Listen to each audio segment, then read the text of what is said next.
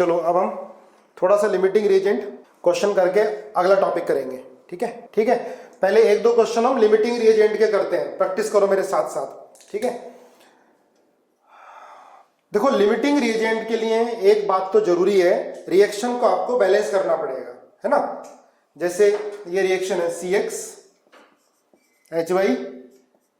Plus O2 gives CO2 plus H2O, ये मैंने आपको पहले बताया था। ठीक है, तो लिमिटिंग रिएजेंट से क्वेश्चन हमें करना है तो रिएक्शन बैलेंस होनी चाहिए। तो आप इसको डायरेक्ट बैलेंस कर सकते हो, ये x है ना, हमने किया हुआ पहले। ये y है तो कितना होगा बेटा, ये y/2। और यहाँ पर ऑक्सीजन कितना आएगा, ऑक्सीजन कैसे बैलेंस किया था।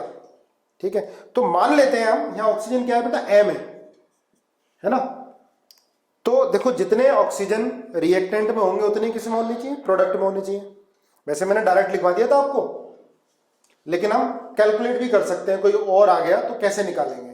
ठीक है बच्चों, देखो अब यहाँ पर ऑक्सीजन कितना है बेटा, ये m है, मतलब बैलेंस्ड है m की वैल्यू। तो आप क्या लिखोगे इसको, 2m इज इक्वल टू, यहाँ क्या लिखूं मैं, 2x प्लस यहाँ पर कितना हो गया y/2। तो यहाँ से m कितना आ गया बेटा, x प्लस y/4। देखो मैंने डायरेक्ट आपको लिख दिया था CxHy plus x plus y/4, है ना, लास्ट या उससे पहले क्लास में, x CO2 plus y/2 H2O, है ना।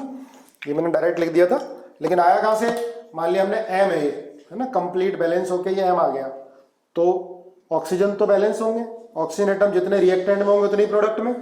तो 2m इज इक्वल टू, यहाँ पर क्या लिख सकते हो, 2x, ऑक्सीजन है ना, यहाँ पर ऑक्सीजन कितने होंगे बेटा, y/2। यहाँ से m की वैल्यू आ गई x प्लस y/4। ये कंप्लीट बैलेंस रिएक्शन है, आगे काफी यूज होना है इसका बेटा। चलो मुझे ये बताओ, CxHyOZ है ना, ध्यान से देखो, प्लस O2 गिव्स XCO2, है ना, x होगा, प्लस y/2 H2O। अब यहां पर भी OZ है, अब यहां कितना आएगा बताओ, करके दिखाओ कितना आता है, कैलकुलेट करो। ऑक्सीजन का कोफिशिएंट कितना आएगा बेटा, ये आपको बताना है ना। ये CxHyOZ, इसमें आपको ऑक्सीजन का कोफिशिएंट बताना है, CO2 का x है, H2O का y/2 है। जैसे यहां पर हमने ऑक्सीजन का कितना निकाला, x प्लस y/4। x मान लिया, इसको हमने m ही मान लिया है ना। देखो बेटा ध्यान से, यहां पर ऑक्सीजन कितना है, Z है, प्लस यहां ऑक्सीजन कितने हो गए, 2m हो गए, इज इक्वल टू यहाँ x कितना, ऑक्सीजन 2x हो गया, प्लस ये कितना हो गया y/2। तो यहां से m कितना आ जाता है, x plus y/4 minus z/2। सब ने 1 मिनट क्वेश्चन लिखने से पहले ही कर दिया है।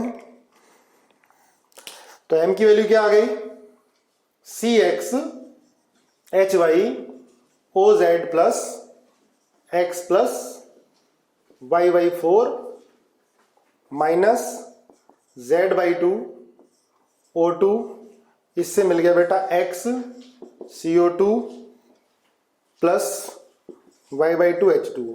ठीक है, ऐसे हम बैलेंस कर सकते हैं ना डायरेक्ट, क्योंकि रिएक्शन को बैलेंस करना आना चाहिए।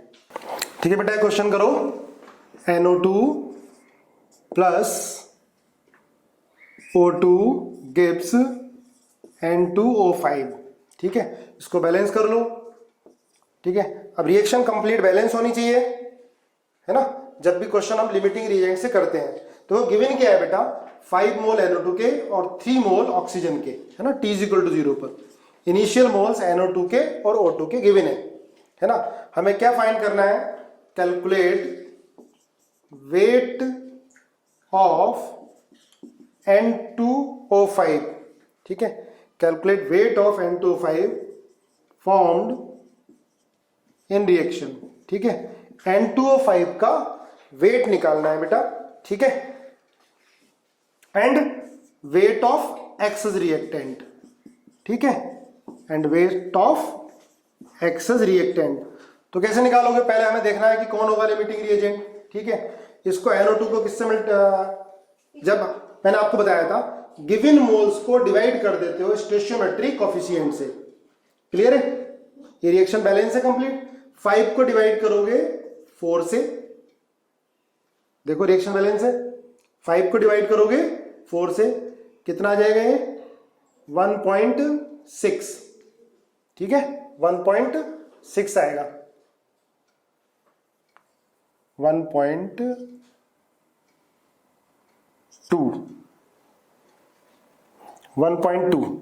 ठीक है, और 3 को डिवाइड करोगे 1 से, कितना जाएगा? 3।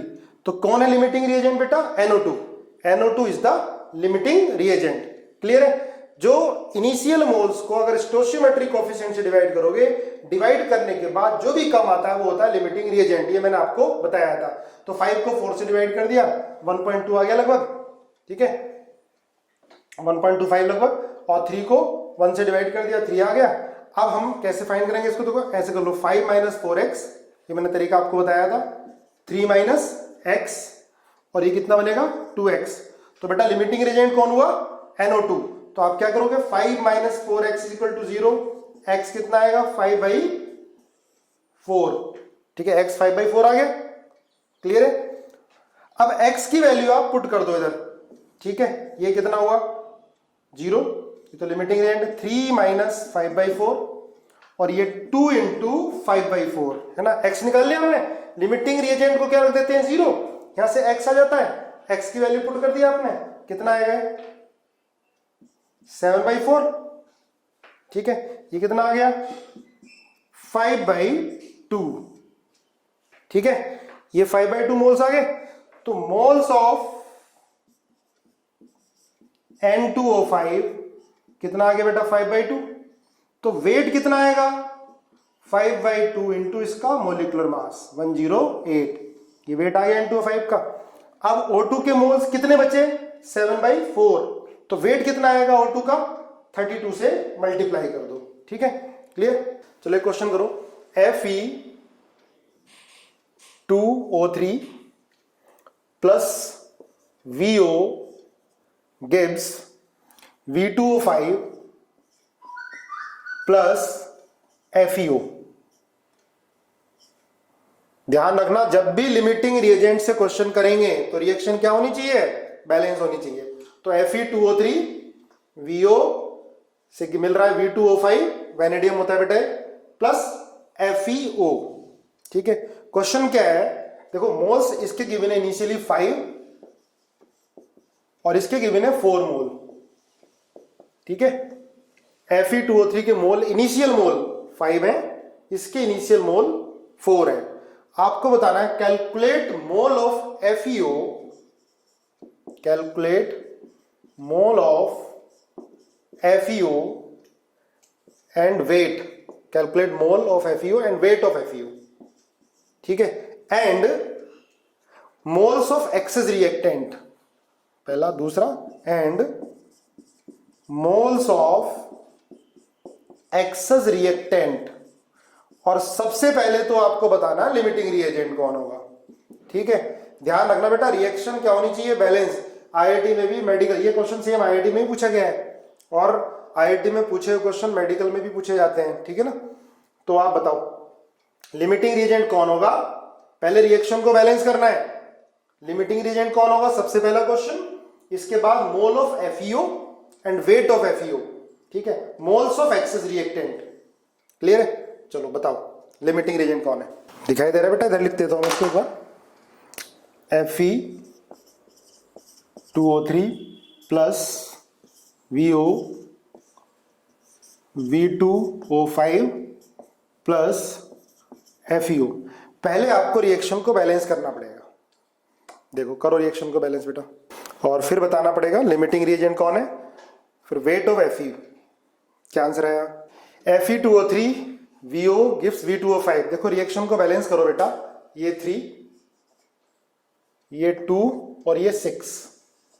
ठीक है, हिट एंड ट्रायल से बैलेंस करने हैं। इसके बाद एक चैप्टर आएगा रेडॉक्स, ठीक है, जो इसके मोल के अंदर ही कराएंगे। तो एक मेथड बताऊंगा मैं रिएक्शन को बैलेंस करने का। अभी आपको रिएक्शन हिट एंड ट्रायल से ही बैलेंस करनी है। देखो ठीक है, बैलेंस है 3 Fe2O3 2VO, V2O5 और 6FeO। यहाँ पर Fe6 है, 6 हो गए, वैनेडियम 2 है, ऑक्सीजन, ठीक है, रिएक्शन बैलेंस हो गई। अब क्या गिवन है बेटा, आप कर लोगे? आप बताओ लिमिटिंग रिएजेंट कौन है, वेट ऑफ एक्सिस रिएक्टेंट। चलो इनिशियल मोल्स बेटा ये 5 है, इसके इनिशियल मोल 4 है, कर लिया मैक्सिमम ने आप लोगों ने। अब जिनका नहीं हुआ देखो बच्चों, इनिशियल मोल 5 है, ये 4 है। अब आपको बताया था लिमिटिंग रिएजेंट को पता करने के लिए इनिशियल मोल्स को स्टोइचियोमेट्रिक कोएफिशिएंट से डिवाइड करो, जो भी कम आएगा वो लिमिटिंग रिएजेंट है ना।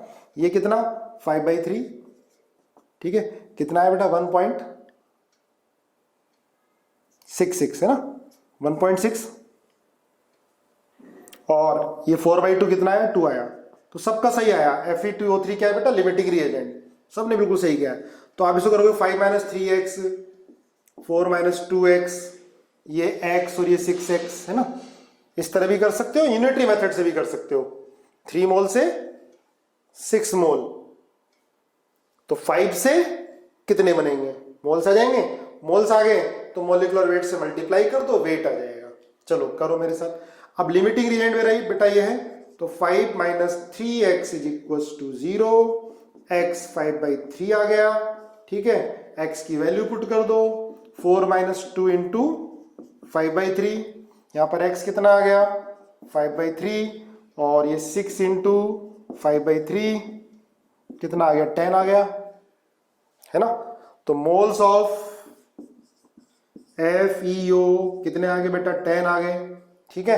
अब वेट कितना आएगा, मोल्स को मोलिकुलर मास से मल्टीप्लाई कर दो, FeO का कितना होगा बेटा 56 + 16, ठीक है। कितना आंसर आ गया बताओ जरा, 720, ठीक है, बहुत बढ़िया, 720 ग्राम। देखना कैलकुलेशन आपको करनी है। चलो अब थोड़ा सा क्वेश्चन इसका टिपिकल करते हैं। अब दिमाग चलाओ, आपने इतने अच्छे अच्छे क्वेश्चन कर लिए, कुछ थोड़ा सा टिपिकल करते हैं, ठीक है। लिखो बेटा 12 gram of carbon, 12 gram of carbon plus 20 gram of oxygen, 12 gram of carbon, देखते हैं किस किस का ये सही होता है। 12 gram of carbon react with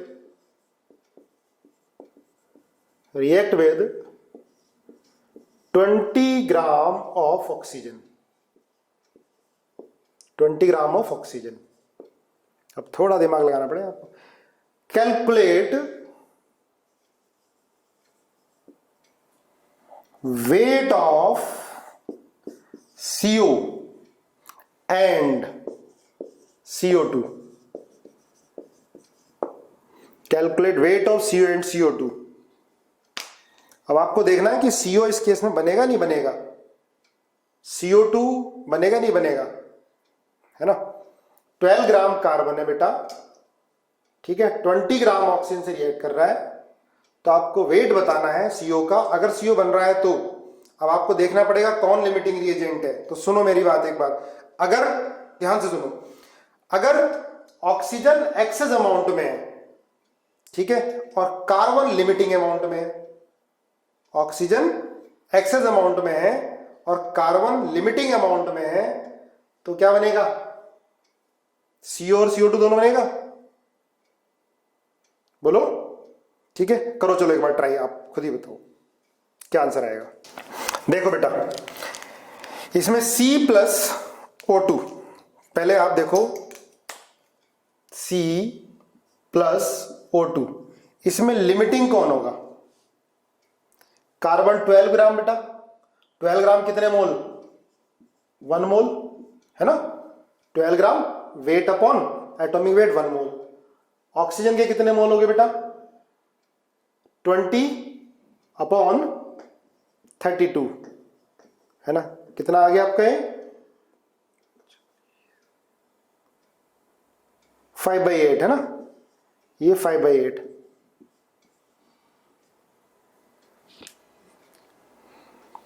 C+O2 CO2, C+O2 क्या बनाओगे आप, मान लिया हमने CO बनाया है, पहले CO, इसका 1 मोल है, इसका 5/8 मोल। ठीक है, कौन है इसके अंदर लिमिटिंग रिएजेंट? देखो ध्यान से, इसको हाफ लिखोगे आप, ठीक है, C plus half O2 CO। कौन है बेटा लिमिटिंग रिएजेंट? इसके अंदर कार्बन है या ऑक्सीजन है? 1 मोल को 1 से डिवाइड करोगे 1 आ गया। ध्यान से सुनो इसको, 5/8 को डिवाइड करोगे आप 1/2 से तो कितना आ गया? देखो इनिशियली मोल 5/8 है, ठीक लिखा है ना, 20 बिल्कुल ठीक है। तो 5/8 सॉरी अपॉन 1/2, ठीक है, कितना आ गया इंटू 2, तो ये आ गया आपका 5/4। ठीक है, तो ऑक्सीजन ज्यादा अमाउंट में है, ठीक है, कार्बन लिमिटिंग अमाउंट में है। लिमिटिंग रिएजेंट क्या है बेटा? इसमें कार्बन है। जब कार्बन लिमिटिंग अमाउंट में है तो क्या बनेगा? CO भी बनेगा और CO2 भी बनेगा। देखो ध्यान से एक बार, ठीक है, चलो देखो, ये 1 मोल 5/8 ये एक्सेस अमाउंट में बचेगा, ये लिमिटिंग अमाउंट में होगा, ठीक है, तो CO बनेगा। CO के बाद CO2 भी बनेगा। अगर कार्बन लिमिटिंग अमाउंट में होगा बेटा तो CO2 बनेगा, ठीक है। ऑक्सीजन लिमिटिंग अमाउंट में होगा तो क्या बनेगा? CO बनेगा, ध्यान रखना, ठीक है। ऑक्सीजन लिमिटिंग अमाउंट में होगा तो CO बनेगा। तो यहां कौन है लिमिटिंग रिएजेंट? कार्बन है। अब आप क्वेश्चन करोगे तो क्या लिखोगे आप? 1 माइनस एक्स, ये 5/8 माइनस x/2, और ये कितना बनेगा बेटा? x बनेगा, ठीक है। ध्यान रखना, ज्यादा ऐसा टिपिकल नहीं है। 1 माइनस एक्स, 5/8 माइनस x/2, और ये कितना बन गया? x। लिमिटिंग एजेंट कौन है बेटा? कार्बन। तो क्या लिखोगे आप? 1 minus X is equal to 0, X कितना आ गया? 1 आ गया। तो यहां लिखोगे आप 5/8 माइनस 1/2, और ये कितना आ गया? 1 आ गया। क्लियर है? CO बनाया। ये कितना बचा बेटा ऑक्सीजन? 5/8 माइनस 1/2, देखो कैलकुलेट करो इसको, 5 माइनस 4, 1/8। क्लियर है? अब सुनो, कार्बन खत्म हुआ, यहां पर कार्बन लिमिटिंग अमाउंट में हो गया, ठीक है। क्या मिला? Carbon monoxide. लेकिन अभी ऑक्सीजन बचा है बेटा, ऑक्सीजन फर्दर रिएक्ट करेगा CO से, तो क्या बनेगा? CO2 बनेगा। अब देखो बेटा, इसमें क्या लिखोगे आप? CO plus half O2 CO2। अब सुनो फिर दोबारा से, अगर कार्बन लिमिटिंग अमाउंट में होगा, ऑक्सीजन एक्सेस में बनेगा, तो फिर CO के बाद क्या बनेगा? CO2 बनेगा। क्लियर है? अगर ऑक्सीजन कम अमाउंट में होता तो क्या बनता? CO बनता, ठीक है। दोनों लिमिटिंग होते तब भी क्या बनता? CO बनता। सोचना इसके बारे में, फिर व्हाट्सएप पे पूछना अगर कोई कंफ्यूजन हो तो, ठीक है। अब बेटा CO कितना बना? 1। ऑक्सीजन कितना हुआ? 1/8। अब CO2 निकाल लोगे, ठीक है। अब देखो इसमें कौन है लिमिटिंग रिएजेंट? ये 1/8 अपॉन 1/2, ठीक है। कौन आ गया लिमिटिंग रिएजेंट तक? ये 1/8 अपॉन 1/2, ठीक, कितना आया? 1/8 इंटू 2, ठीक है। क्या हुआ है? 1/4। तो कम कौन आया बेटा? O2। क्लियर है? अब यहां लिमिटिंग रिएजेंट कौन हुआ?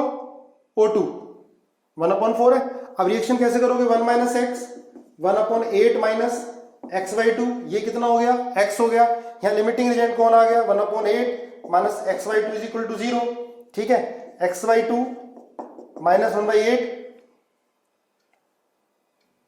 अच्छा ये तो 0 आ जाएगा, है ना।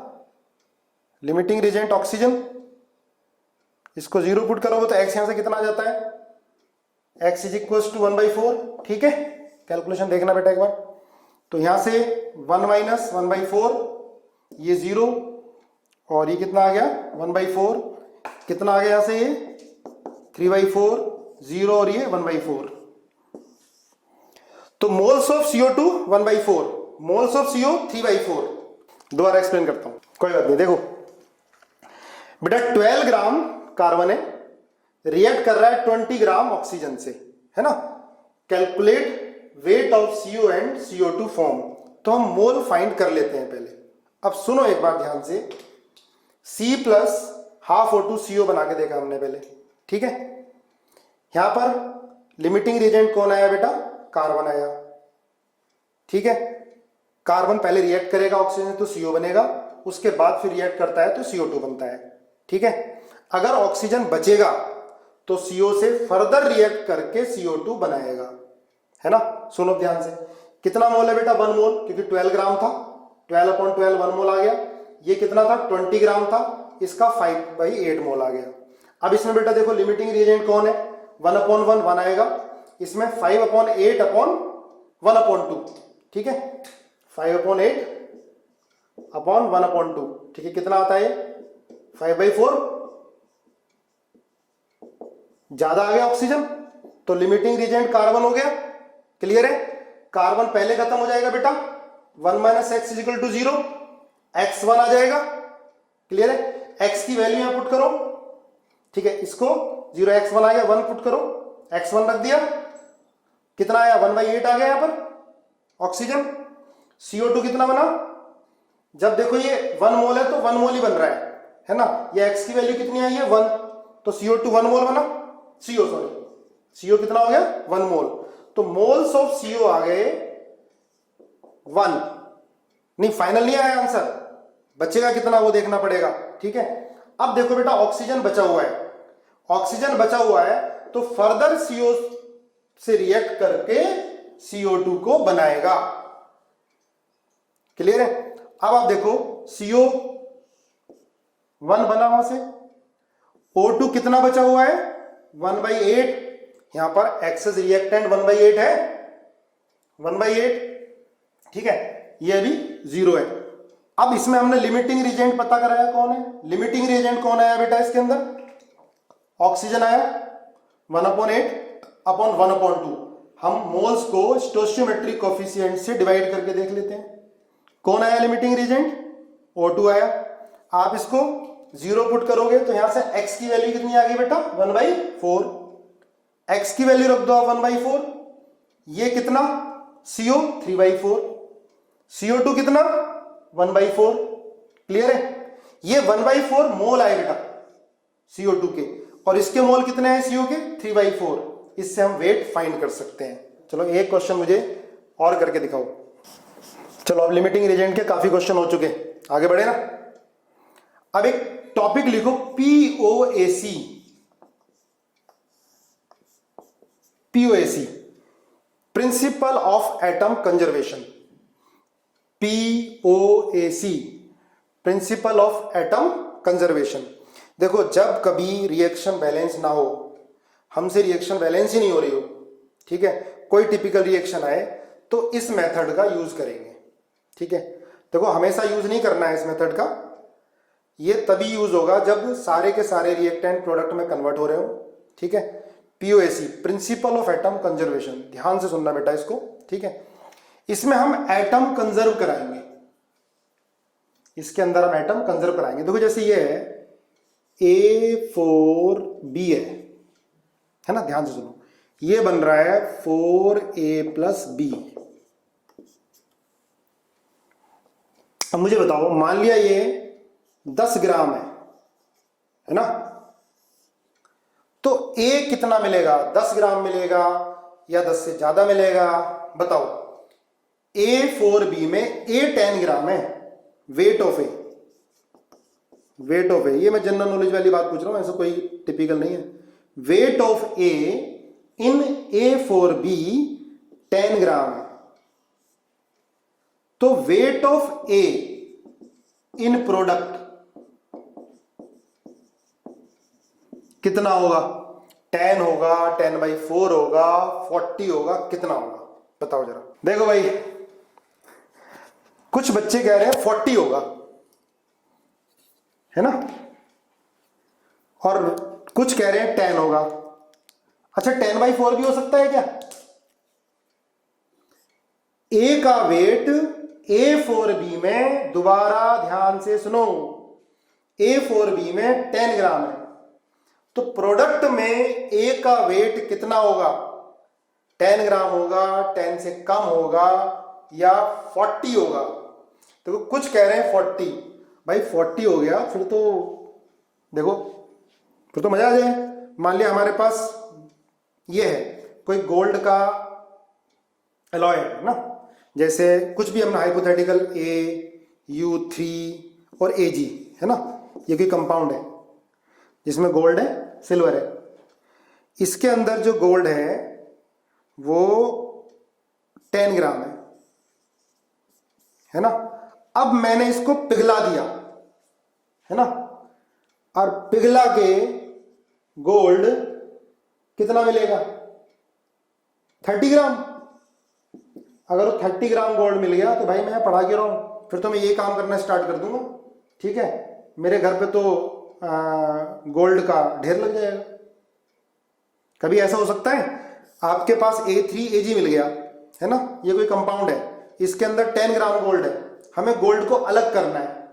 ठीक है, जब इसे पिघलाओगे तो 10 ग्राम ही तो मिलेगा, 30 थोड़ा ना मिल जाएगा। आप कुछ लोग बोल रहे हैं 40 मिलेगा है ना, ये 10 है तो 10 ही तो मिलना है, तो वेट का कितना होगा 10 ग्राम है ना। समझो अगर ऐसा हो जाए कि ये 10 ग्राम है और हमें 30 ग्राम मिल जाएगा पिघलाने के बाद, फिर तो मजा आए, फिर तो यही काम स्टार्ट कर लें। ठीक है, तो कितना होगा 10 ग्राम ही मिलेगा, AG अलग, AU कितना होगा 10 ग्राम। 10 ग्राम से थोड़ा बहुत कम तो मिल सकता है ना, कहीं चिपका रह गया किसी जगह पर। ठीक है, तो क्या बोल सकते हैं, आइडियल कंडीशन है तो 10 से 10 ही मिलेगा। तो मोल्स क्या होंगे बेटा, तो मोल्स भी तो ऐसे ही होंगे, जितने मोल्स इधर होंगे उतने मोल्स क्या होंगे इधर के, A के मोल्स है ना, 10 अपॉन इसका एटॉमिक वेट, जो मोल्स A के इधर होंगे वो मोल्स A के इधर होंगे है ना, जो एटम्स A के इधर होंगे वही एटम A के इधर होंगे। देखो समझना बहुत ध्यान से, बहुत बड़े क्वेश्चन बड़े आसानी से होंगे। तो POC क्या है, प्रिंसिपल ऑफ एटम कंजर्वेशन। ठीक है, एटम कंजर्वेशन नहीं कराएंगे मोल कंजर्व इसके अंदर। क्लियर है। अब जैसे देखो ये है, कैसे कराते हैं, इसमें हमें A के बारे में कुछ पूछा है और A फॉर B के बारे में दे रखा है, तो हम कराएंगे कंजर्व A एटम। आ जाएगा एक दो एग्जाम्पल में, समझने परेशान मत हो ना। ठीक है, कंजर्व A एटम। अब देखो ध्यान से, A4B में एक मोल A4B में A के कितने मोल होंगे 4, तो मैं इससे लिखूंगा बेटा 4 into mole of A4B। 4 A के मोल 4 है इसके एक मोल में, तो 4 इंटू मोल ऑफ A4B। अभी घबराना मत, आ जाएगा समझ में। इसको क्या लिखूंगा मैं, 4 इंटू मोल ऑफ A। देखो रिएक्शन को बैलेंस करने की जरूरत नहीं होती इसमें, मैंने पहली बात बताई, इसको छोड़ो। इसमें क्या करो, इसको ये हटाओ, जरूरत नहीं है इसमें रिएक्शन को बैलेंस करने की इसका। तो इसको क्या लिखोगे आप, 1 इंटू मोल ऑफ A। ठीक है, चलो अभी कोई बात नहीं समझ में आया तो मैं एक एग्जांपल और देखता हूं। ये CXHY plus O2 XCO2 plus XCO2 plus H2O। देखो ये रिएक्शन बैलेंस नहीं है, अगर बैलेंस होती भी है तब भी हटा दो। अगर हमें रिएक्शन POC से करना है, प्रिंसिपल ऑफ एटम कंजर्वेशन से करना है, तो रिएक्शन बैलेंस ना हो तभी ये मेथड यूज करेंगे। ठीक है, वैसे जो छोटी मोटी रिएक्शन हो आप बैलेंस कर लोगे तो लिमिटिंग रिएजेंट से क्वेश्चन कर दो, मोल से कर दो, डायरेक्ट मोल से हो जाएगा। अब देखो यहां पर था A4 था, यहां 4 मोल दिया हुआ है, डायरेक्ट हो जाएगा ये। ठीक है, CXHY ये बैलेंस नहीं कर रखा है। ठीक है, तो आप क्या कराओगे, कंजर्व कार्बन। पहले मेथड समझ लो, carbon atom, conserve carbon atom. तो क्या लिखोगे इसमें, X into mole of CXHY is equal to, देखो इधर कार्बन किसके अंदर है, CO2 में, तो क्या लिखोगे 1 into mole of CO2।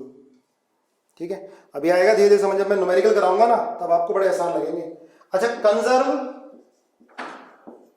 Conserve hydrogen atom. देखो ध्यान से, हाइड्रोजन बेटा यहां पर इसके अंदर है और यहां H2O के अंदर है, तो क्या लिखोगे Y into mole of CXHY is equal to, product में हाइड्रोजन किसमें है, H2O में, तो क्या लिखोगे 2 into moles of H2O। Clear है। अब कंजर्व O एटम। अब देखो इधर ऑक्सीजन बेटा कहां पर है, ऑक्सीजन में, तो आप क्या लिखोगे 2 into mole of O2 is equal to, यहां पर क्या लिखोगे 2 into mole of CO2 plus 1 into mole of H2O, 1 into mole of H2O। ठीक है, इतना एक बार नोट करो, इस पर न्यूमेरिकल करेंगे तब आपको समझ में आएगा कि ये मैं क्यों करा रहा हूं। देखो जिनमें रिएक्शन बैलेंस हो जाती है उनमें तो डायरेक्ट हम कर लेते हैं मोल से, लिख लिया। तो कंजर्व सी एटम कंजर्व कराया तो इसके एक मोल में सी कितने एक्स हैं, ठीक है, तो आप लिखोगे x into mole of CXHY। इधर कार्बन CO2 में तो 1 इंटू मोल ऑफ CO2। अब देखो सुनो ध्यान से, अगर हमें इसके बारे में इसका वेट दे दिया और CO2 का वेट पूछ लिया, डायरेक्ट निकाल सकते हैं इसमें। ठीक है, चलो अब क्वेश्चन करेंगे तब मालूम चलेगा आपको। जैसे बेटा ये है KClO3 gives KCl plus O2, ठीक है, इसमें K को कंजर्व कराओ, K को कंजर्व कराओ तो क्या लिखोगे बेटा, KClO3 के एक मोल में K एटम कितना है, एक, तो 1 into mole of KClO3 is equal to 1 into mole of KCl। ठीक है, अब लिखो कंजर्व O एटम। ठीक है, KClO3 के एक मोल में ऑक्सीजन के 3 मोल है, तो लिखोगे 3 into mole of KClO3 is equal to, यहां पर ऑक्सीजन का है O2 में, तो 2 इंटू मोल ऑफ ऑक्सीजन। ठीक है, अब इसकी एप्लीकेशन क्या है, आप बोल रहे हो सर पता नहीं क्यों करा रहे हैं इसको, हम तो क्वेश्चन वैसे ही कर लेंगे डायरेक्ट। ठीक है, तो बेटा डायरेक्ट कर लेते हैं जिनमें रिएक्शन आसानी से बैलेंस हो जाती है, और जिनमें रिएक्शन बैलेंस नहीं होती है तो परेशानी होती है, तब ये मेथड बहुत इजी होता है। ठीक है, देखो जैसे यही क्वेश्चन है, इसमें पूछ लिया कि calculate weight of KClO3 which produce 5.6 liter of oxygen at NTP। ठीक है, सुनो ध्यान से, देखो इसका मैं यूज करूंगा इसके अंदर, क्वेश्चन कितना इजी होएगा, calculate weight of KClO3 which produce 5.6 litre of oxygen at NTP।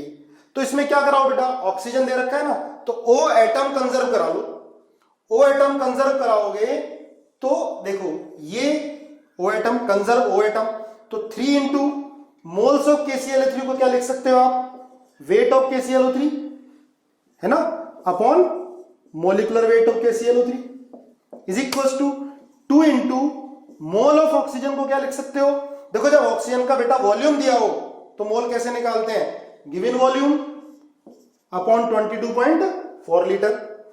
3 into इसका क्या पूछा है वेट, तो वेट अपॉन KClO3 का मोलिकुलर मास कितना होता है 122.5 इज इक्वल टू 2 इंटू इसका वॉल्यूम कितना दे रखा है बेटा 5.6 अपॉन 22.4, यहां से डायरेक्ट क्या आ जाएगा, वेट आ जाएगा। इसमें आप यूनिटरी मेथड से भी कर सकते हो, पर उन क्वेश्चन में कर सकते हैं जिसमें इजीली बैलेंस कर सकते हैं, इसमें कर सकते हो बैलेंस, पर ऐसे काफी सारे क्वेश्चन आएंगे जिसमें हम रिएक्शन को आसानी से बैलेंस नहीं कर सकते, तो आप POSC मेथड लगा दो। ठीक है, जैसे देखो आगे एग्जांपल करते हैं, चलो एक क्वेश्चन मुझे करके दिखाओ, देखो ध्यान से, देखो कौन कौन जल्दी कर पाता है। P प्लस O2, ये बन रहा है P4O10, P4O10, ये हमने एक्सेस अमाउंट में लिया है बेटा ऑक्सीजन, ध्यान पूरा ध्यान यहां लगाओ, देखने में बड़े क्वेश्चन लिखते हैं पर एक ही लाइन में होगा। P प्लस O2 बेटा एक्सेस अमाउंट में है, क्या मिल रहा है P4O10। P4O10 की रिएक्शन आपने करा दी BaCl2 और ये भी एक्सेस अमाउंट में है, ठीक है। तो ये मिल गया आपको BaPO4 का होल ट्वाइस, BA3PO4 का होल ट्वाइस। ये दे रखा है बेटा 31 ग्राम फास्फोरस, ठीक है। और BA3PO4 के दे रखे हैं x मोल। आपको बताने हैं moles of phosphorus in BA3PO4 का whole twice. Moles of phosphorus in BA4 या फाइंड द x की वैल्यू फाइंड करनी है आपको, छोड़ो ये x मोल है, ठीक है। तो मोल ऑफ x बताने हैं आपको, find the value of x। Clear बेटा, दोबारा सुनो।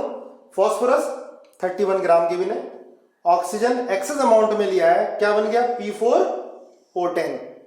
घबराना मत इतने बड़े क्वेश्चन देख के, एक लाइन में है सिर्फ। BaCl2 से रिएक्शन कराई एक्सेस अमाउंट में बेटा ये भी, तो क्या बन गया BA3PO4 का होल ट्वाइस और इसके x मोल मिल गए। Calculate the value of x की वैल्यू आपको बतानी है कितनी होगी। Find the value of x। देखो फास्फोरस बेटा 31 ग्राम दे रखा है, ठीक है। ये O2 एक्सेस अमाउंट में है, तो देखो जितना फास्फोरस यहां पर होगा वो सारा रिएक्ट करके इधर जा रहा है। ये एक्सेस अमाउंट में है तो फास्फोरस लिमिटिंग रिएजेंट हो गया, ठीक है। जितना फास्फोरस यहाँ है वो सारा यहाँ पे कन्वर्ट हो रहा है, BaCl2 एक्सेस अमाउंट में। तो क्या करो, POAC लगा दो, अप्लाई, ठीक है, अप्लाई POAC फॉर फास्फोरस। कोई बैलेंस करने की जरूरत नहीं है। देखो यहां पर फास्फोरस के कितने मोल हैं, 1 मोल है ना बेटा, फास्फोरस का 1 मोल है ना, 31 ग्राम है। फास्फोरस का एटॉमिक वेट कितना होता है 31 अपॉन 31, 1 मोल आ गया। तो P है, रिएक्शन को बैलेंस करने की जरूरत नहीं है, फास्फोरस एक ही है फास्फोरस में, तो मैं लिखूं 1 इंटू मोल ऑफ P, है ना, इज इक्वल्स टू, देखो सारा P इसमें कन्वर्ट हो रहा है। यहां पर P कितने हैं, BA3PO4 का होल ट्वाइस में P कितने हैं, 2 हैं, तो 2 इंटू मोल ऑफ BA3PO4 का होल ट्वाइस। काफी लोगों ने तो बिना इसी के कर दिया, डायरेक्ट आंसर आ गया उनका, 2 इंटू मोल ऑफ BA3PO4 का होल ट्वाइस। देखो बेटा सारा फास्फोरस इसमें कन्वर्ट हुआ, ये इसमें कन्वर्ट हुआ, डायरेक्ट इन दोनों में कंजर्व करा लो, फास्फोरस कंजर्व करा लो। फास्फोरस में यहां पर 1 है, 1 into mole of P। BA3PO4 का होल ट्वाइस में, देखो होल ट्वाइस है, कितने P हैं, 2 हैं, इसके एक मोल में कितने P हैं, 2 हैं, हमें P कंजर्व कराना है, तो 2 इंटू मोल ऑफ BA3PO4 का होल ट्वाइस लिखोगे, तो ये तो 1 ही है, इज इक्वल टू 2 इंटू इसके मोल्स कितने गिवन है बेटा, x। तो यहां से x कितना आ गया 1/2। मेरे क्वेश्चन बोलते ही मैक्सिमम लोगों ने इसका आंसर सही दिया था, 0.5, और बिना POAC के दे दिया था, ठीक है। 1-2 क्वेश्चन और कर लेंगे, ठीक है। देखो फिर बताता हूं, फास्फोरस है, ये एक्सेस अमाउंट में है तो पूरा फास्फोरस इसमें कन्वर्ट हो गया, ये एक्सेस अमाउंट में पूरा फास्फोरस इसमें कन्वर्ट हो गया। इन दोनों में आप P कंजर्व करा लो, ठीक है। P दिया था ना, अब आप बोलोगे O क्यों कंजर्व कराएंगे भाई, कंजर्व उसको कराएंगे जो पूरा कन्वर्ट हो रहा हो, ऑक्सीजन तो एक्सेस अमाउंट में, P कंजर्व करा लिया। इसमें एक P है, 1 इंटू मोल ऑफ P, इसमें कितने P हैं, 2 हैं, 2 इंटू मोल ऑफ BA3PO4 का होल ट्वाइस। ये कितना गिवन है बेटा, x गिवन है ना, तो x कितना आ गया 1/2, 0.5 आ गया, है ना। मैक्सिमम बच्चों ने डायरेक्ट कर दिया, बहुत बढ़िया, ठीक है। तो ये था बेटा POAC, principle of atom conservation, ठीक है। अब आप बहुत आसान टॉपिक है, एम्पेरिकल फॉर्मूला लिखो, empirical formula, EMPIRICAL, empirical formula, ठीक है।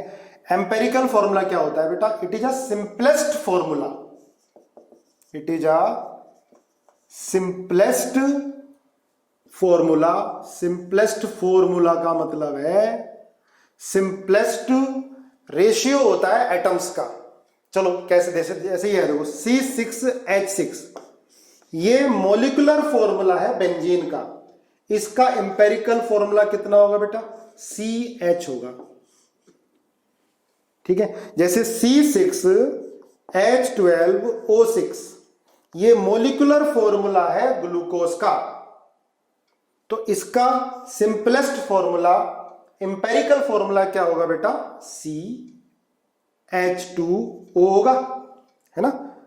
रेशियो लेना है इनका, सिंपलेस्ट रेशियो ऑफ एटम्स जिस फॉर्मूले में होगा वो सिंपलेस्ट फॉर्मूला या एम्पेरिकल फॉर्मूला। क्लियर है बेटा। ऐसे ही C2H6 ये मॉलिक्यूलर फॉर्मूला है, ये सिंपलेस्ट फॉर्मूला क्या होगा, एम्पेरिकल फॉर्मूला क्या होगा बेटा इसका, CH3। ठीक है, एक चीज हमने पढ़ी थी, ध्यान रखोगे, वेपर डेंसिटी क्या था, ये मॉलिक्यूलर मास अपॉन 2। ठीक है, molecular weight is equal to n into empirical formula weight, इसका यूज आएगा ना आगे। देखो जैसे हमने एम्पेरिकल फॉर्मूला फाइंड कर लिया, अभी तरीका बताऊंगा फाइंड करने का, ठीक है, और हमें molecular formula, molecular weight given है, ठीक है, तो यहां से क्या आ जाएगा बेटा, n आ जाएगा। n क्या है, कोई इंटीजर, n क्या होगा, molecular weight of compound upon empirical formula weight.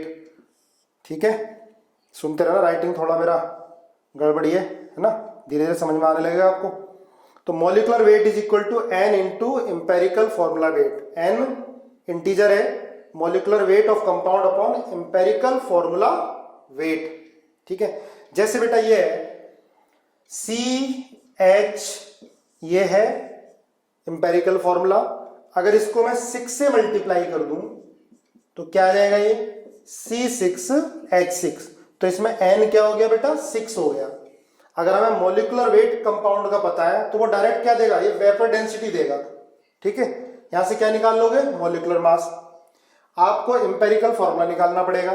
ठीक है, वहां से मॉलिक्यूलर मास दिया हुआ है, एम्पेरिकल फॉर्मूला मास गिवन है, तो यहां से क्या आ जाएगा बेटा, n आ जाएगा।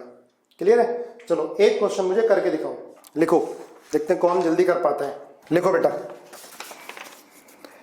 ये गिवन है Na की परसेंटेज 29.11%, सल्फर की परसेंटेज गिवन है 40.51%, ऑक्सीजन की परसेंटेज गिवन है 30.38%।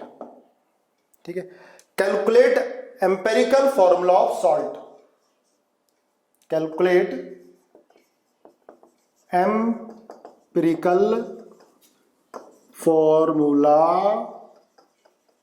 ऑफ सॉल्ट, इन एटम से जो सॉल्ट मिलेगा उसका एम्पेरिकल फॉर्मूला पता करना है। ठीक है, अब समझो, पहले पहला क्वेश्चन देखो, दूसरा अपने आप करना, इसका एम्पेरिकल फॉर्मूला हमें बताना है। तो आप कैसे करोगे बेटा, ये देखो परसेंटेज गिवन है, ठीक है, Na की परसेंटेज, सल्फर की परसेंटेज, ऑक्सीजन की परसेंटेज, इस परसेंटेज की हेल्प से हमको एम्पेरिकल फॉर्मूला बताना है।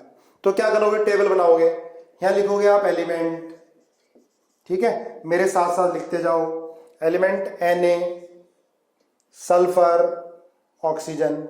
ठीक है, आगे लिखोगे इसका, ये Na हो गया, Na, सल्फर और ऑक्सीजन। ठीक है, इसका एटॉमिक वेट कितना होता है बेटा Na का, 23, सल्फर का कितना होता है 32, ऑक्सीजन का कितना होता है 16, पता है आपको। अब इनकी परसेंटेज लिखोगे बेटा, क्या है इसकी 29.11, इसकी कितनी है 40.51, ऑक्सीजन कितना है 30.38। ठीक है, ये परसेंटेज Na की कितनी है 29.11, सल्फर की 40.51, ऑक्सीजन की 30.31।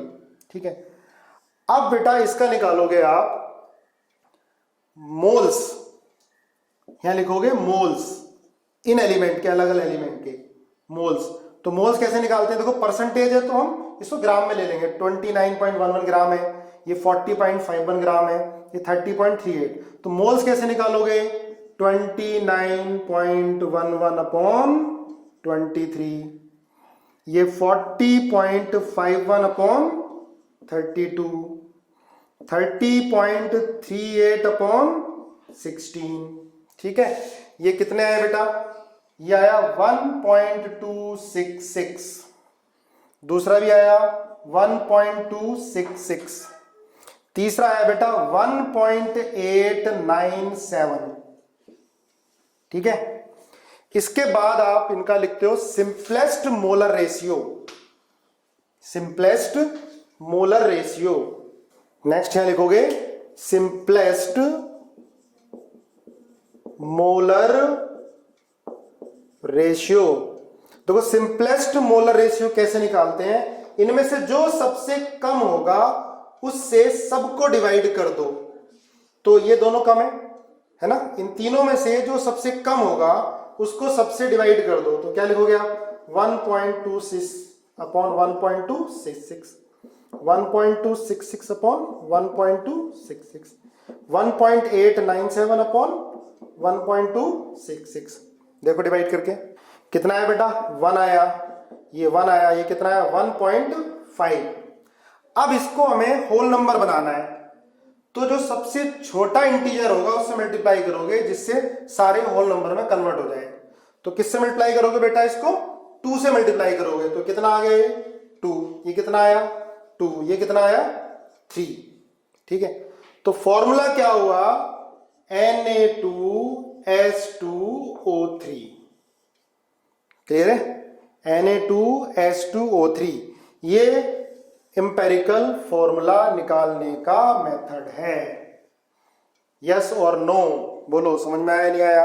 अब ये तो आपके लिए आसान है, देखो बेटा परसेंटेज गिवन होगी, है ना, यहां आपने एलिमेंट लिखे। ये जब एग्जाम में क्वेश्चन आएगा ना ऑब्जेक्टिव में, तो बहुत कम कैलकुलेशन होगी, बहुत इजी कैलकुलेशन होगी, आप आराम से निकालोगे 1 मिनट के अंदर।